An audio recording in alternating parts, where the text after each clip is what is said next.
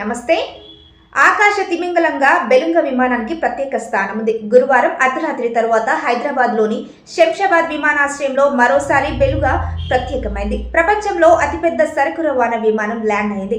ఈ air bus విమానం Muscat నుంచి థాయిలాండ్ వెళ్లేందుకు ప్రయాణం ప్రారంభించింది.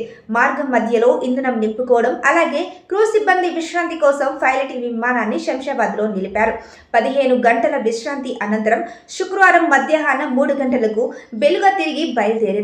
2022 డిసెంబర్ 2023 ఆగస్టులోనూ ఈ భారీ లోహ విహంగం శంషాబాద్ విమానాశ్రయంలో దిగిందని ఎయిర్పోర్ట్ అధికారులు స్పష్టం చేశారు. బెలుగ దాని ఆకారం కారణంగా ఇతర విమానాలతో పోలిస్తే ప్రత్యేకంగా కనిపిస్తుంది. వెల్ ఆఫ్ ది స్కై అని దీన్ని పిలుస్తారు. సంప్రదాయ కార్గో విమానాల్లో సాధ్యం కాని భారీ కార్గో కోసం దీన్ని ప్రత్యేకంగా నిర్మించారు. ఈ విమానం ఏకంగా 47 టన్నుల భారీ కార్గోని కూడా మోయగలదు. ఇది ఎయిర్ క్రాఫ్ట్ భాగాలైన రెక్కలు,